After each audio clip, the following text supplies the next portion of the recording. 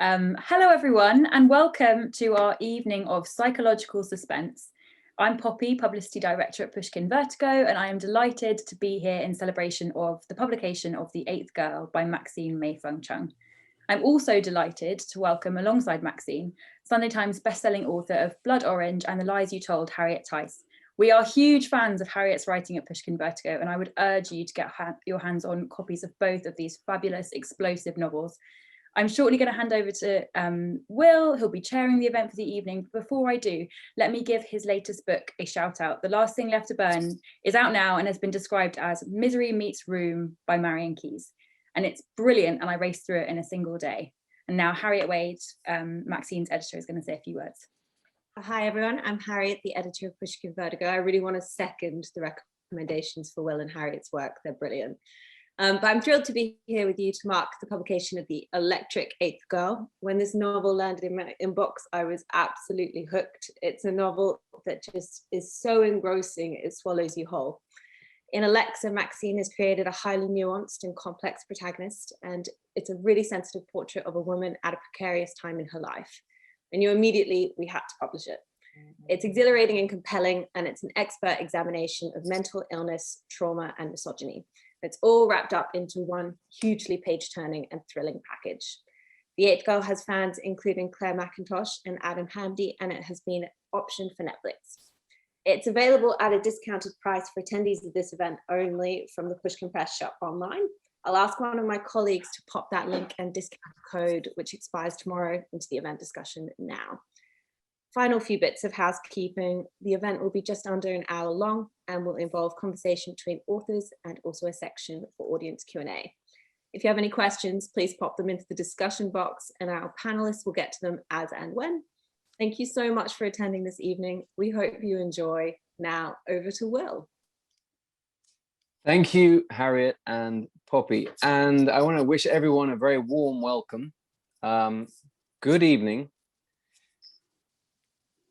I'm very excited about tonight. You know, tonight is me chatting with Maxine Mei-Fung Chung about The Eighth Girl, the brilliant Eighth Girl, and Harriet Tyce about The Lies You Told, the fantastic The Lies You Told. I should say I'm in a Swedish forest in a cabin. So if there are any tech hiccups, I'm to blame. I'm going to start off by asking Maxine, if I may, to introduce yourself and to tell us all a little bit about The Eighth Girl. Sure. Thank you, Will. It's lovely to be here. Thanks everybody for coming. After a year of lockdown, I'm amazed that you're all here. So it's really fabulous, and thank you for coming to celebrate with me. So a little bit about The Eighth Girl. The Eighth Girl follows Alexa Wu, a young woman who's living with dissociative identity disorder. This was previously known as multiple personality disorder, and it follows her and her best friend Ella into the grubby underworld of a strip joint, and she and her best friend Ella go in to try and bust a human trafficking ring. And what comes up is the question about whether Alexa's multiple personalities will be her greatest asset or her biggest obstacle. Thank you very much. Harriet. Well, firstly, I just want to say how happy I am to be here with you and with Maxine to celebrate the publication of The Eighth Girl. It's a book that I've seen in many incarnations since its inception, and it's just a delight to see it reaching the readership that it should. It's a truly magnificent book. My book, The Lies You Told, is not about anything as seedy as the underworld of London. It is rather about school gates and their very, very toxic politics. It's about a woman called Sadie who's moved with her daughter, Robin, unexpectedly back to London from America. And Sadie has to negotiate starting a new job. She's gone back as a barrister, and her daughter has to negotiate a new school. And it's a very, very, very toxic environment, which the two of them discover very quickly, and there are a lot of very dark undercurrents, and the story essentially explores how all of these undercurrents come to what has been described by some as an explosive head at the end. Not my words, but yes. Well, I would agree with that completely. And Harriet, I've got to say, I don't believe your office is this cool. I think you're sitting in front of a green screen or something. The perspective that you have is so good. I can pick a thing up. There's a golden pineapple I have on a shelf, which I Okay, can believe you now. No, it's a strange narrow room, so but it seems to work. So thank you. Not as good as a Swedish forest though. That would be much better. Maxine, can I ask you quickly about DID, about dissociative identity disorder? Because I've kind of come across this theme in movies especially, but also in books, and often it's kind of dealt with in a very heavy-handed way, in a very almost fetishized way. It's not very nuanced, and I found that the complete opposite with your book. I really felt extremely authentic, obviously because you're an expert in the field and you work in this field. But could you talk a little bit to that, about how you approached the idea as a subject matter in the novel? Sure. Yeah. I mean, I could talk about this topic all night, but I'll try and keep it brief but succinct. Yeah, I mean, basically, for anybody that doesn't know what dissociation is, it's an attempt to get away from difficult feelings, memories, sense of identity, memories, or anything that might be causing them distress from previous early childhood trauma. And what I was experiencing in the culture was that DID was being presented in a very sensationalist, kind of, as you say, well, fetishistic way. And as a practitioner, it certainly wasn't my experience when I was sitting with patients that were living with DID. Certainly the way that Hollywood has portrayed DID is that, you know, that they are serial killers, they're these kind of lunatic tropes. And that really wasn't my experience. It was far more subtle, and people that were living with DID were often the victims of crime, not the ones that committed them. And that felt really important. Of course, I think it adheres to the extremes, so extreme memory loss, extreme trauma. So you can see why books have been written a lot about DID, because, you know, there's lots of high energy around it in Hollywood. I've got a few films in mind as I'm talking. So I really wanted to give it a different spin and a different approach, which was empathic and also championing of those living with DID. And with Alexa, who is such a fantastic and fascinating character, you know, she talks about this idea of the flock, which I think is really interesting. Could you expand on that a little bit for us? Sure. So she is living with alternate personalities, and she calls them the flock because they're a gathering of parts. And these parts very much either protect her or keep her safe. Some are very young, some are quite fierce. And she gathers them and creates an almost nest within her where they will reside and live and breathe as we do. And certainly in my experiences working with DID, people do try to find safety for parts. So the nest was their home, basically. Yeah. Thank you.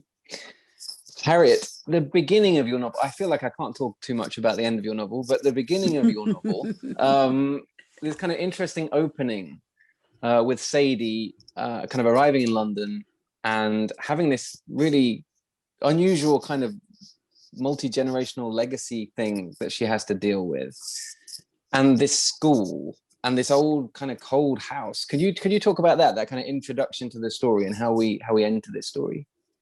Well, essentially, the one of the themes I wanted to explore at the heart of the novel was the relationship between mother and daughter, and I've tried throughout to portray the relationship between Sadie and Robin as one that's actually very positive and actually quite a nurturing relationship. But the experience that Sadie herself had of growing up with her mother was a very different thing. And she has been left toxic legacy that works, I guess, on both levels, both with the demons she herself has to fight with how she parents, and also literally this absolutely horrible house, which is the childhood house where she grew up.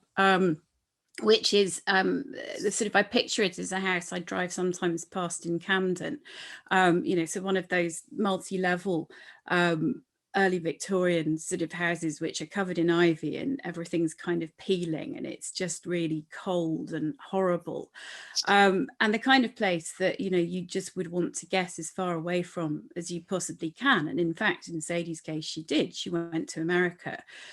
She had in fact estranged herself from her mother because the relationship was so bad, but because her marriage has broken down in a very abrupt and unexpected and horrible way, she has no option but to take up living in this horrible house.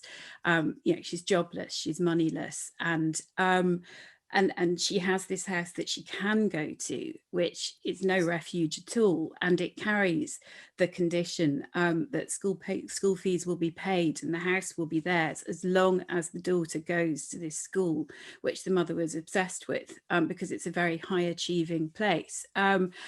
And there's sort of, as I describe it, I feel as if there's almost kind of gothic elements which weren't necessarily intended, but yet I suppose ivy has that sort of, there's ivy behind me. Ivy has that way of sort of spreading and crawling and getting into cracks and pulling things apart. So yeah, that was what I was trying to play with. I did feel that. I felt that kind of semi-gothic, kind of almost like a sense of a shadow with the house. Yes. And also in a different way with the school. And yes. I found the kind of school gate politics, competitiveness stuff really interesting, those dynamics. Could you talk a little bit about you talked about how cold and kind of unwelcoming the house is, but likewise with the school? Well, likewise with the school, yes. I mean, this may be a huge rendering of my social anxiety when it comes to trying to fit into new groups, and that I did find it quite cathartic writing about it. I mean, this came off the back of 11 years of primary school experience, some of which was more positive than others. The majority of people, of course, are friendly and supportive and nice, but there's no getting away from the fact that as it gets closer to the end of primary school, as children start to move into secondary school, and as their sense of competition starts to intrude more and more, that people can start to behave in a way that is essentially batshit crazy. And it's hard. It's really hard because cliques form, there are hierarchies. I mean, it's like any other environment where you have a large group of people that people sort of shore off into their little groups. And I think to an extent that without at all trying to stereotype particularly mums at the school gate, there can be an argument if people have given up their work and they're not working at the time.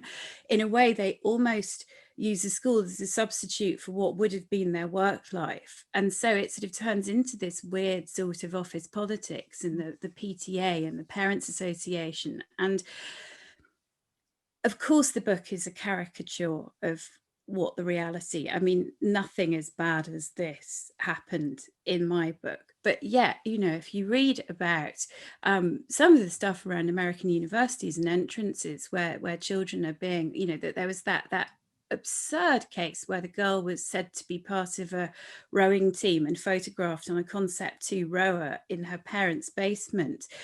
People will go to any lengths really to try and ensure that their children get the best start, and it can just lend itself to a very, very potent mix. And if you then thrust a stranger into that, where there's already all this conflict in place, it seemed to me that it was actually quite rich with possibility in terms of the tension that I could develop on the page.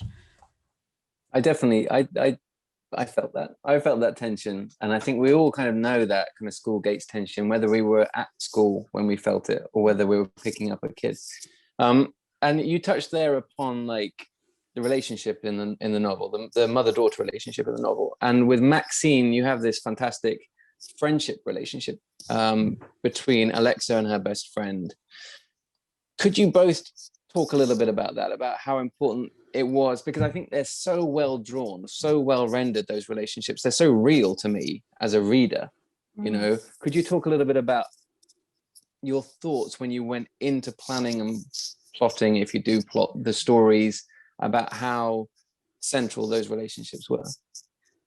I was just thinking, actually, all three of us, we've all written female protagonists in The Last Thing to Burn and the Tuva journey, and all of us, we've all written female protagonists. That's quite interesting to me. And I don't know about you, Harriet, but female friendship and female relationships were central to Eighth Girl, you know, and how kind of patriarchy comes in and tries to blast it. You know, there was the strip joint where Alexa would go to help her friend Ella, and Ella would be torn between these girls, and there would be kind of fights amongst them, and they were all trying to kind of fight in competition, and how the patriarchy came in and was trying to divide them. So it felt very central to Eighth Girl that these women come together in a kind of context of friendship and love and trust, which isn't always easy, you know, when girls are vying for top dog. Yeah. What about you, Harriet? What was your thinking in terms of the strength of relationship with females? And well, I mean, firstly, it was very important to me that I wrote a mother-child relationship that was unambiguously good and solid. I mean, it was partly a reaction. I was slightly raw to some of the criticism that Blood Orange received, where the central character in that, Alison, is considered by some readers to be a bad mother. She isn't, in fact, a bad mother, and that I wrote it very carefully to make sure that there was no point when there was anything that she actually did wrong. It was just that she felt guilty. But when it came to the writing of Lies, I really wanted actually to make it something that I didn't want it to be a distraction. I really wanted it to be quite solid. And I have to say that I based a certain amount of it on, I mean, just in terms of things like, you know, favorite dinners and watching films, on the relationship I have with my daughter, who has in fact read it and said that she's read Blood Orange, which is not so great. She's 13, but she sneaked it, so there we are. But she said that she enjoyed Lies much more because there were bits that she could actually relate to a lot more closely. And so because I was to an extent plundering my own life, it made it slightly more straightforward to do that. The other factor in Lies is that Sadie does have a friend, her friend Zora, and that was, I felt, again, quite important. I remember a comment I read by the agent Juliet Mushins about psychological thrillers, which was that most of them would be solved if the central character had a best friend who just said, look, mate, that bloke, he's awful, get rid of him. And it would just mean that the book would finish about chapter 3, and that would be the end of it. So of course we all as authors do everything we can to ensure that the characters are isolated. You know, Blood Orange, she had no mates at all, and that it was something, though, that I felt, bearing in mind that this was an entire cast of women, that it was necessary that there was a friendship, and that she had someone as a bit of a sounding board who was sort of helping her out with getting her into work, and also being an ally and sitting there going, God, these women are awful. Why are you even worrying about what they think about you? Which is easy for someone to say, but of course, when you're in the middle of it, it's harder to act upon. But it was definitely a factor that was important. I felt. I just found myself sort of, I kind of found myself jerk when you said that this idea of the bad mother, and, you know, who is saying that and who has the power to say that about a mother. And, you know, I think there's this conversation to be had about transgressive women. And I think that it's an ongoing conversation about what can be shown, and, you know, the kind of tyranny of, you know, the kind of nice, polite woman, and how oppressive that is. And actually how unsatisfying and unrealistic it is as well. And, you know, I much prefer, you know, I've got such an appetite for a character that is flawed and that is the good enough mother, you know, being a shrink. I kind of love that term, that Winnicottian term. So I really struggle with that phrase. When I hear it, sort of leaves me very cold. The bad mother. Yeah. There's a lot of judgment out there. There really is a lot of judgment out there, and the idea that a woman who transgresses isn't therefore able to be capable in other aspects of their life, and that by acting out, by drinking or sleeping with the wrong people, it eradicates all of your nurturing capacity, which is just clearly ludicrous, because that just has nothing to do with any of it. But people, I think, like things to be very binary. They like it, that it's the Madonna whore, the good person, the bad person, and and thus it ever was, and thus it continues. Absolutely. Maxine, you just mentioned the fact that you're a shrink. So I want to touch upon this, because you guys have something in common here, in that you both have a professional expertise in addition to your writing, and both of those fields are leveraged in these two books. So I'm going to ask Harriet about her barrister career and how that touches upon the subplot in her novel. But talk to me a little bit about your expertise and how that helped you, or how that informed this book. Sure. I guess the first thing I want to say is that I think that I'm expert in knowing nothing. And I kind of like to reside in that place, because sometimes it can feel that if we have to be expert about something, it can feel like a huge pressure. And I think part of being a psychotherapist is about the ongoing journey and the learning. And, I go into practice every day. Whilst I can kind of learn from my books and experience and years of practice, I still look at every day as actually knowing nothing, because each day I'm surprised, and each day a new patient will come in and show and talk about things that I've never heard of before. So, but certainly it did inform Eighth Girl. It alternates between Daniel Rosenstein, who is the psychotherapist, and Alexa Wu, the main protagonist. So I think I definitely kind of wrote about what I know, but created a character that was flawed again, and struggled with boundaries. But it was really interesting to kind of find a way through fiction and the power of fiction for exploring mental illness. And it's quite thrilling, actually, to sit down and use what you've learned for the last 15 years into a novel. So yeah, I definitely leaned into it. Yeah. Did you ever have any thoughts or any kind of niggles about like patient confidentiality, and about some conversation you've had, which obviously you wouldn't copy it down in a novel, but that you kind of leverage? No, I think that's perfectly understandable to ask that. And lots of people have said, is there any moments in here? I would say the only moments are my learning of it, or my understanding of theory, or the relational world between two people. So, but I never worried about confidentiality, if I'm honest. Yeah, I'd like to say that I was at some points and be more ambiguous about it, but really I was very clear about this was fiction. And this wasn't a piece of non-fiction, it was a story. And as someone that usually listens to stories rather than tells them, that felt more of a risk in a way, because it was more exposing as a writer, I guess. Yeah. And Harriet, with Sadie, she has this kind of this battle with this life change, and with being a parent, being a single parent, the whole school politics thing. But she's also a criminal barrister, and she's dealing with a really complicated case. Could you talk about that, and how your experience years ago has helped you get little details right to kind of add that level of authenticity? Because as a reader, I was completely pulled into that world.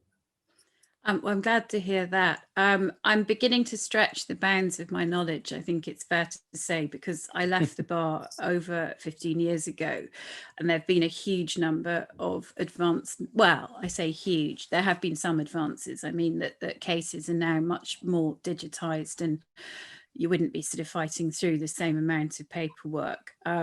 I'm very conscious that there are details I'll have got wrong. I mean, it's definitely something, again, with Blood Orange, that I explored fully, and that I lent on I lent on several years of trekking across the southeast with a wheelie bag for that book. But when it came to this, something I like about having the legal subplot is the fact that if you have a book solely from one person's perspective, it can be quite grueling not switching at least place or story. And so the narrative benefit of bringing in the trial of the teacher was that when I'd had enough of the school gate, I could switch to the courtroom, and then vice versa, I could switch back and I could try and explore whether there were any, I mean, the core point that drew them together was simply the idea of the pressure that children are put under by overambitious parents and how that damage spills out in all of these different ways. I think that there will have to come a point when I don't write about being a barrister. I'm slightly scared about this. I mean, it's a combination of, I mean, there's the first point of writing what you know. And there's the second point, which is, I think, probably sheer laziness, that I don't want to have to, I mean, that what you do, Will, with yours, that the characters that you devise and the amount of work that you must have to put into them to make them as authentic as they are. I mean, I'm terrified of doing that. It's something that I would really be pushing myself out of my comfort zone. But at the same time, 10 years of criminal practice at junior level has sort of exhausted the storylines that I've got. And one day I'm not going to be able to have someone going into chambers. The book I'm writing at the moment, she is a barrister, but we're seeing more of her being a district judge. So at least I've slightly changed it, not massively, but a little bit. But also, I mean, I wasn't a happy barrister. I didn't enjoy law at all. I enjoyed aspects of the advocacy, and I enjoyed the stories that I heard, and I enjoyed if I actually felt I'd helped a client, because I did primarily defense work. That gave me a good feeling, but it was very stressful. It was very aggressive, and I'm not sure I was terribly good at it. And I gave up after I had the children because it was a job I found too difficult to balance with also parenting to the extent that I wanted to. And something I found really hard in the intervening years of just parenting was just total frustration. And I was so annoyed that I had wasted all this time, and it just felt like a complete waste and a totally stupid decision. And, you know, I mean, of course, looking back on things, it's totally pointless thing to do, but the fact that I have been able to take that experience and turn it into fiction now and actually render myself a career partly from the ruins of that, you know, my sort of smouldering wig in the corner, it's something that makes me very very happy indeed. But yeah, as I say, I do think I need to move on to something else where the word chambers doesn't appear every other page, because, you know, it's beginning to wind me up slightly. So I think that's a really interesting point, that, you know, nothing is wasted. No, That's exactly. often said in terms of writing that doesn't work out. You know, a first draft you have to throw away, or a story idea you abandon. Nothing is wasted. But it's also kind of the same with life experiences. Like I studied law 25 years ago, but then I sold discount haircut coupons on the streets of London for 2 years directly afterwards, when all my friends were going to law firms. And at the time, people said, what on earth are you doing with your life? But now, like, I talk to hundreds of people a day. That was great for kind of understanding character and understanding people in a very kind of raw way. Harriet was just talking there about the trial, the teacher trial subplot. So I want to talk a little bit about structure just quickly. I'm going to start with Maxine. The structure, where you kind of, like you were talking about, you alternate between the perspective of Alexa and then the perspective of the therapist. Can you talk a little bit about that? And was that planned before you started typing kind of page one? Yeah, I think I'm really not a natural plotter, and I'm in total awe of authors that do, because plot terrifies me. If I'm honest, it's the kind of flabby center that everyone talks about, and how do we get through that and keep the thriller beats and the peaks and troughs. And I'm very much a writer that goes on kind of character narrative, so character development, and I allow the character to kind of guide me. You know, I'm not someone that writes with end of chapter hooks, or, you know, end of chapter attempts to sort of short circuit the brain. So I find plotting really, really difficult. And I guess in terms of alternating Daniel's voice and Alexa's, it was a case of trying to engage with the reader so they could kind of see both sides of the therapy room. They could kind of witness that as observer, what's it like from Daniel's perspective, point of view, and what's it like from Alexa's. And what was very evident was, even though they were both in the same room at the same time, they're having very different experiences, different thoughts, different relationship to what was going on. So there was this kind of almost intersubjective third where you could throw everything into that, and actually they could be having completely different experiences. So I really liked the idea that the reader would just find their place in that.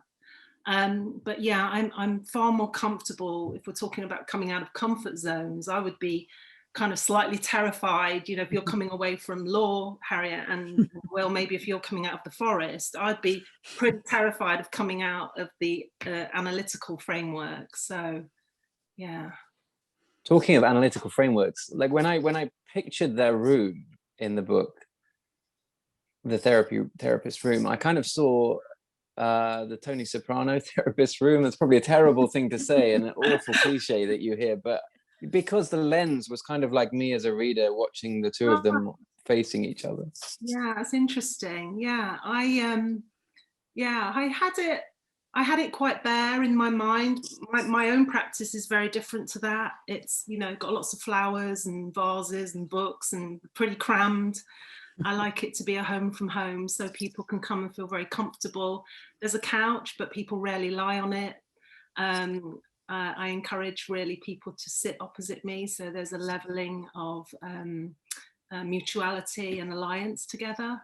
So there is a couch, people want to lie down and have a rest, but I do encourage them to sit up and face me. I'm going to get to some questions soon from viewers, but first of all, I have a few more of my own. I'm going to be greedy. And Harriet, we were just talking about structure and kind of plotting and planning. Mm-hmm. Did you envisage this before you started as having this subplot? Did you see how it all fitted together before you started writing the book? Or? Not. I knew that she would be.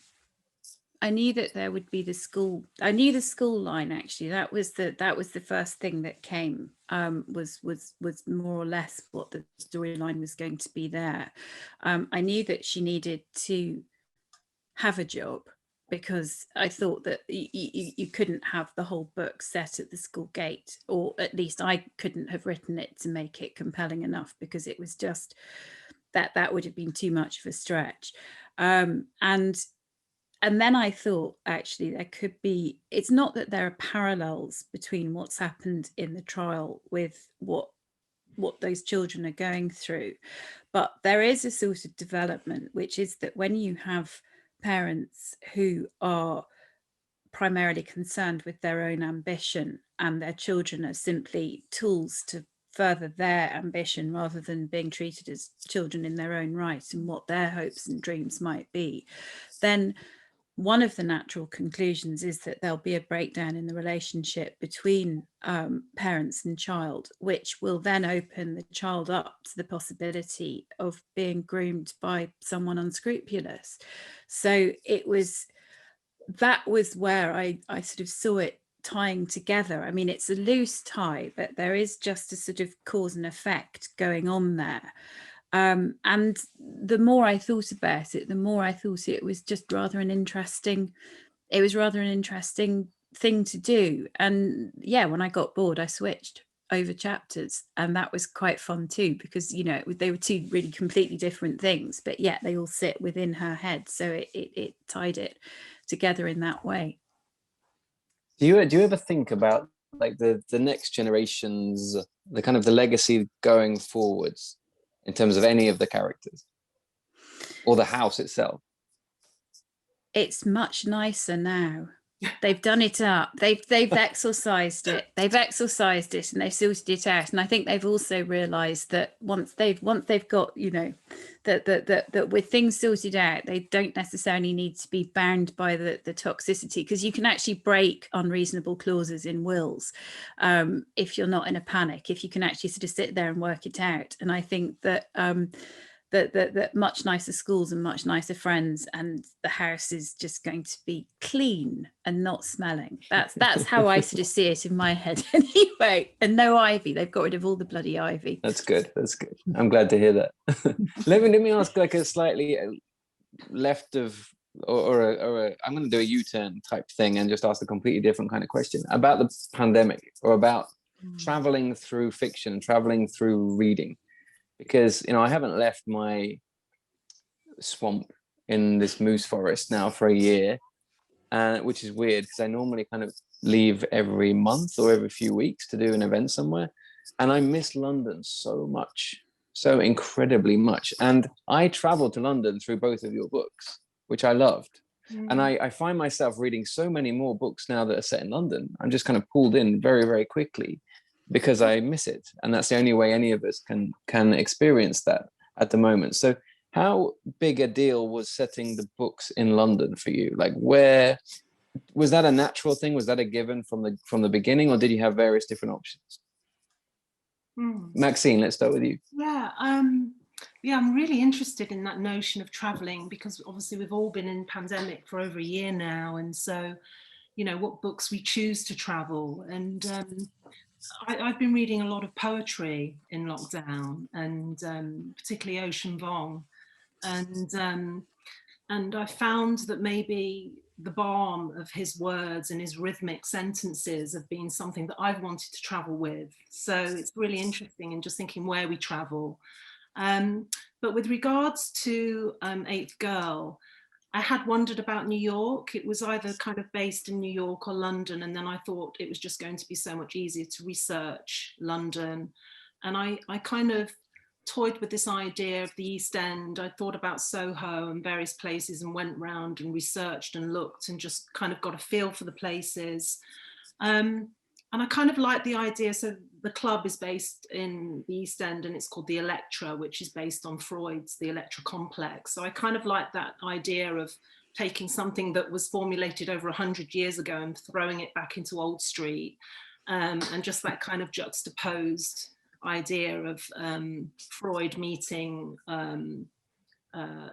these kind of underground clubs in a way. So I had a lot of fun with that. But I guess I chose London because I felt I could really research it. And, you know, I talked to lots of women and girls that had exited the sex industry, and it just felt more authentic. It just felt that I could really kind of get a handle on description and create worlds there. So, yeah, I'm sorry you're missing London so much, Will. Well, I'll be back soon. Yeah. I'm desperate to leave. You know, I think it's just wherever anyone is, they won't want to be after they've been there for a certain period of time. I mean, I'll argue again that this is possibly another example of my laziness, that these are all streets that I can easily visualize. And so again, the research that's necessary is simply calling up Google Maps to make sure that I've got street names correct. And sometimes I don't even do that. But because the barrister thing, because of making her a barrister, London is where my experience was, and I would be pushed to put that into any other city with the authenticity that I can represent here. I mean, I feel that when I break from my obsession with barristers, that will be when I break from London. And in fact, with my third book, which I'm very close to the end of the first draft at the moment, and so I've written that I've been writing essentially through lockdown, and there's a lot of it set in Edinburgh, where I'm from originally, and that's where I'm desperate to be. That's where I'm most homesick for. And I did a lot in 1990.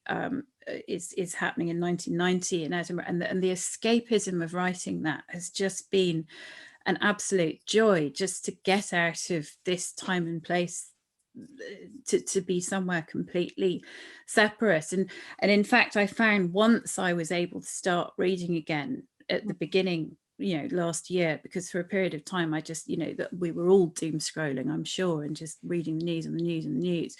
But when I was able to start reading properly again, I did find the books that I most enjoyed were the ones that took me elsewhere. I wasn't seeking out London books by any stretch, that I was looking for ones that, sort of different countries or historical, just something to sort of, so it didn't jar with where we actually are at the moment. Yep. I went through a phase of reading Bill Bryson, rereading Bill Bryson stuff I read when I was like 15 or 16 on tape in a Walkman as a very nerdy teenager. And it was so nice to go back to that stuff. Even A Walk in the Woods, which is basically what I live every day, it was fun to go back to.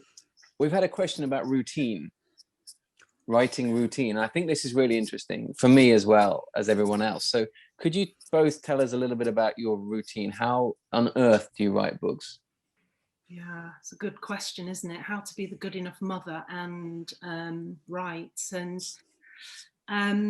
And I know that Harriet put a tweet out today about how I think one of your students is in maternity leave, Harriet, and how does she use that time? So I kind of told myself that I would raise my son, work as a psychotherapist, and write a book, but it was going to take time.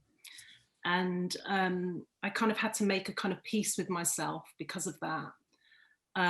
Because I wanted to be present for my son, I wanted to be present for my patients, and I also wanted to be present to the process of writing. So there were days when I would feel very frustrated. I'm just mindful that my son's next door. I'm just waving, hello Dexter, as I say that, he knows about that frustration.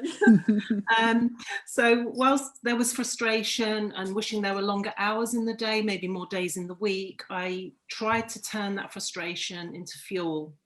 And it just made me more focused on the work. So what I had to do, I didn't really have a choice but to write before the school drop-off. So I was getting up, 5 or 6 in the morning, doing a couple of hours before the school run, then doing the school run, then working in practice, picking up my son, and then writing in the evening or weekend. So it took longer than I would have hoped, but there was a lot of learning in the process and a lot of forgiveness of myself as well. Yeah. That's always important. Yeah. Harriet? Well, I feel I feel quite inadequate, really, because I mean I have 2 kids, but they are school teenagers, and I haven't worked in a different capacity actually until very recently. I've just started teaching part-time creative writing at a writing school called The Novelry, which I have to say the last 3 weeks have been more productive than all the months before it. I was really worried before I began because I thought, I'm just not going to have time. I'm not going to have time. But in fact, now that I have an external commitment, and of course a deadline is an external commitment, but you can just stretch it in your mind, because you know that you'll have like 3 weeks of hell at the end. And then, there's nothing actually to regulate your process and to say, well, you just got to get this bit done today, because that's the, now because I have an external commitment, I have to show up for my student and I have to prepare the work for the sessions. I found that I then sit there and go, right, well, I've got an hour and a half when I need to write, and actually I'm doing it. I'm actually putting on freedom and cutting off the internet, and suddenly I've written 1,000 words and it's done. So maybe I'm finally going to develop a routine where I do my work in the morning and then I switch over and I do my teaching in the afternoon, and I become someone who does 1,000 words a day and can write a book a year. I mean, I'm sort of, that's the dream. That would be the thing that I would love to be able to do. But the problem is with no external, the more time I have, the less I do.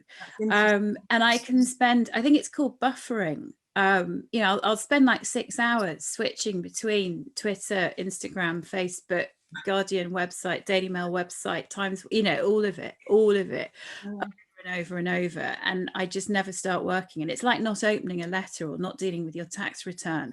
You put it off for months because you think it'd be awful, and actually it takes you 10 minutes and then it's done. And that discipline is hard. You know, we spoke earlier and you said that your computer doesn't connect to the internet. I mean, that must be marvelous that you just put your phone over the other side of the room and then you have to get on with it. Yeah, it works for me. I mean, I keep my phone in another room. The laptop is 11 years old, doesn't connect to the internet. It doesn't have any battery life, so it stays in place. And it gives me a small electric shock if I don't type anything for like 20 minutes. I get a little zap. I love just to that. keep me alert. Yeah, that's brilliant. I reckon this laptop is worth now £20, but it's priceless to me. Like if I lost it, I'm really superstitious about it. I've written like 8 books on it now, and I would be heartbroken if I lost it. So I don't let anybody touch it. It's a horrible little laptop, but it's like, it works exactly because you say, you know, it doesn't connect to anything. And I do relate to what you were saying about time pressure can sometimes be a good thing. Like I wrote Dark Pines on parental leave. My little boy was 1, and I wrote it all in his naps. Wow. So we had like a 2-hour nap in the morning, 2-hour nap in the afternoon. So I wrote a chapter in the morning, a chapter in the afternoon. And right now I'm writing the first draft of my 3rd standalone, and I follow the exact pattern. You know, he's 6, he's nearly 7 in school, but I follow his nap times weirdly. Like it's totally artificial, but it works because I know it kind of, I've got space for a little lunch and a pick him up after school, and I just stick with it. I can really get with that. I can really see the comfort in that in a way, because it kind of contains you to do the work. And I wonder about the comfort, you know, that I always think never get too comfortable, Maxine, you know, it's a curse. And I wonder, you know, what the writing would be if I were a little more comfortable or had more hours. Would I be as productive? Maybe not. So I'm going to kind of stick to what I'm doing, I think. Yeah. But, you know, for me, it's just a way of dealing with the terror. Yeah. Like it worked once, so it might work again. So I'm not going to change anything because I'm just too scared as it is. We've got, what have we got? Another 12, 13 minutes. So we have a few more questions. One question for you, Maxine, about Alexa's cultural heritage and how important that is for you in this book. Could you talk a little bit about that, please? Yeah, sure. It was incredibly important. So Alexa is mixed heritage, Chinese, British. And, you know, I was very mindful that there were very few Chinese protagonists, particularly in the kind of thriller crime genre. So it felt very important for me. And again, I kind of wanted to write a little bit about what I know in terms of the culture. And, you know, a few people have said to me, do you think Eighth Girl is landing at a kind of time that feels, you know, interesting in terms of the pandemic and some of the kind of Asian hatreds that is currently surfacing. And you know, the heartbreaking and infuriating reality is that these kind of,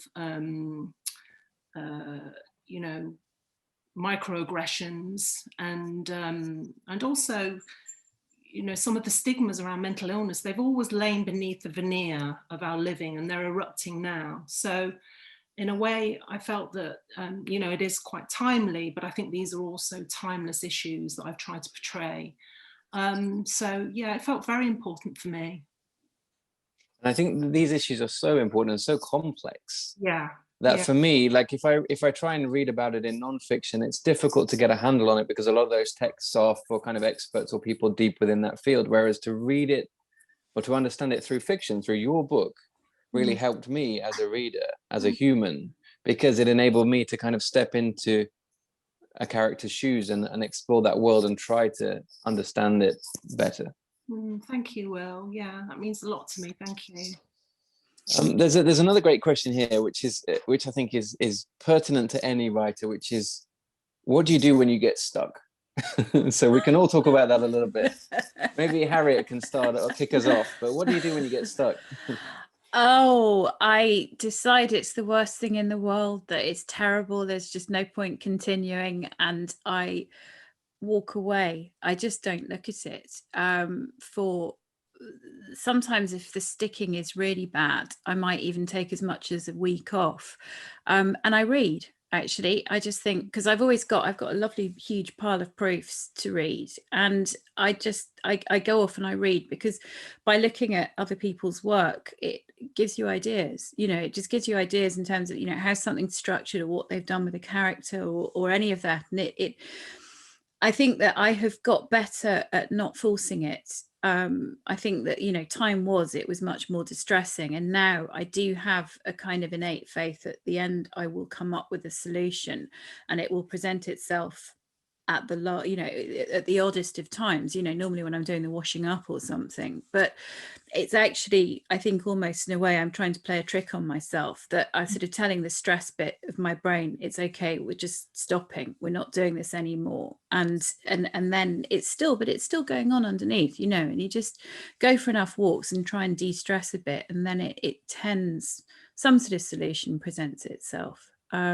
Maybe imperfect, but it's still something so that you can keep motoring on. And also sometimes you just have to get on with it. You just have to sort of do another 1,000 words, and you can be writing it and every single word is mud and crap and turgid, but there is a reliance in the fact that at least it's on the page, and then you can make it better, and you can it will be another step in the process of working out what the story is, and then you can start the editing, which is when the real magic happens. So, and other people's magic, not your magic. But yeah, that's either don't do it or do it. That's not a very good answer, is it? But I think it's a good answer. I tend to find that crying helps. I didn't mention the vodka. Someone asked me a couple of days ago actually about writer's block, and I tend to think that, I don't know if I believe in writer's block, because I think it sort of ties into sort of capitalist values that we must keep producing. And so I tend to kind of do similar things to what Harriet does. I'll go and read, or I'll probably go out into my garden with the hope that, those words will take care of themselves, absolutely knowing they won't. And in a way, I kind of try to write through it. So even if the words are not great, I'll just push through it, keep going. Even if I don't like any sentences, just keep plowing through. We can always go back and re-edit in second draft, and just kind of push through. And again, just be kind to myself, that if it's not coming, just have a cry, actually. I think crying is always important, always good. Yes. Yeah. I have this thing where I'm obsessed. I get obsessed with sad songs, sad music when I'm writing a first draft. I don't know what it is. My wife gets really irritated by it because they're just playing on loop the whole time. But I feel like in a way I have to, or I want to keep my emotions really close to the surface for that period of time. I want to be able to kind of tap into it and not get too distant from them. So sad songs. And like Harriet was saying, like I also watch a lot of interviews with directors of movies, or with writers, or with poets, or with artists for some reason. And I'm just, there's no direct correlation between that and my story in any way. It's just more like listening to creatives doing their thing, talking about their process gives me some sense of comfort that it might happen. Yeah, it might work. And lots of other people are going through this. Yeah. Really relate to that. Yeah. It's a very strange thing that we do. Very, very, very, very. Maybe it's about something about feeling less alone, because I think writing forces to do deeply unfashionable things, one of them being to lock ourselves in a room and write on our own. And, maybe listening to other artists or poets or directors, it has a sense of connection, and maybe we feel less alone with that, with their struggle and our own. It sounds like we're all quite emotional in first drafts. What do you guys prefer in terms of like first drafts versus the more structured editing process and rewriting process? They're both essential, but what do you enjoy the most? It's all hell, isn't it? It's all hell. No.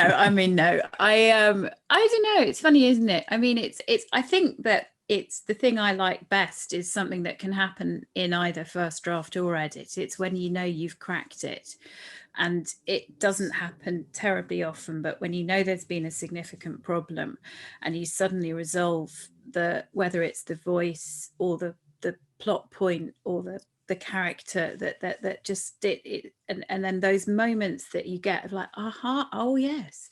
And, you know, they're maybe once every, I don't know, 6 months or something. I mean, you know, they're not often, but they can come at any part of the process. I mean, I did a hideous structural edit of, well, I don't know what you'd call it, edit of lies, where I last minute had to turn it from third person into first, and I was given the bad news, the whole book from third person into first, and I was told by my agent that this was being proposed, and I actually put my head on the table and I did weep in the middle of the restaurant, because I just thought, I just can't do this. And then I started to do it, and I said, tell them it's going to take at least 2 months. I can't make any promises here.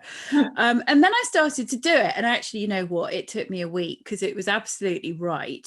And because it was absolutely right, it made it really easy, because it just sang. And I mean, singing, perhaps that's a little of an exaggeration, but I realized that the complaint had been that it just was too distant, and there was too much of a distance. And I realized I was just cutting all of this. You know, she walked into a room and looked around her, there's so and so. You know, instead you just, you know, walk in and it immediately is like, so and so is there, and you just can cut all of the crap. And that was a lovely, what might have been hell was actually lovely, because it was right. Were you tempted to do a kind of a quick find and replace? Yeah, I've done that a few times, and it never ended well. I think, suffice to say, just don't. Yeah. Maxine. I kind of tend to love the rawness of the first draft. I get sadder as the process goes on, because there's something for me, the kind of free association around that first draft, where it's kind of wild and uninhibited, and then you kind of have to give people names and things after that. And I kind of like the freedom of the first draft. And, you know, and then you have to put plot in, and there has to be, you know, something that means something. And, you know, now I'm talking, I think that maybe I should be a poet more than an author. So, but yeah, jokes aside, I think that there's something satisfying, isn't there, when it comes together, whether it's kind of second, third, fourth draft in, and just giving yourself permission to go through the process and to show up for the process as well. So, but yeah, my love's always with the first draft and the rawness of it. Yeah. I feel exactly the same way. Like, first drafts for me, I do mine very quickly. It's a very unhealthy way to do it. I do it in about a month, and I find that's my favorite month of the whole year. Wow. Even though I'm utterly terrified and I'm convinced that it'll all fall apart and I'll have to scrap it, it's so wild writing a first draft. It's such a leap of faith, and it's the most creative thing I do in my life. And that thing where you tap into a voice, you know, or you tap into a small character and their voice just floods out, and it's like, where the hell did this come from? And then suddenly that small character becomes a much bigger character than you planned for. Just wonderful and exhausting and horrific and emotional, but I love it. And then the rest of it is much more normal, like a job, I think, for me. And I'm a more normal person when I'm doing that part. But yeah, I'm the same with first drafts. It's pretty extreme. Sounds like it's almost like a love affair, isn't it? You know, that first draft. And there's something about the wild kind of, you know, you kind of fall in love with the words, with the characters, and all the emotions are really, really high, and then it just tempos down slightly. You know, once you get to know the characters and the everyday comes in, and the washing, and, you know, the eating together and cooking and picking up. I love that comparison. It is like a love affair. It's like the first weeks or days of love where you're completely, you lose your mind and you forget to eat, and you can't do that forever. You can't be like that forever. But you can do it for a short period, I think I need sexier characters, definitely. I think that's the thing. Though actually, I will say the one I'm writing at the moment has been, actually, it's been lovely. I've really enjoyed the writing of it. I think precisely because of the escape of it, and the I mean, I'm not quite having a love affair with any of them, but maybe I should. Maybe you should. I think we're coming up to an hour now. I think we could go on for another hour, but we're not allowed to. So I'm gonna wrap this up by thanking you both so much for talking about your books so generously. It's been genuinely fascinating for me sitting here as a reader. Thank you. And I would I would advise everyone watching to pick up that book and your book, Harriet, and to this one. wow, this I've is got very here. professional. There they are. And to order them both. They are both superb. They really are. Thank you very much, both of you. Thank you for everyone for tuning in. Thank you, Will. Thank you, Will.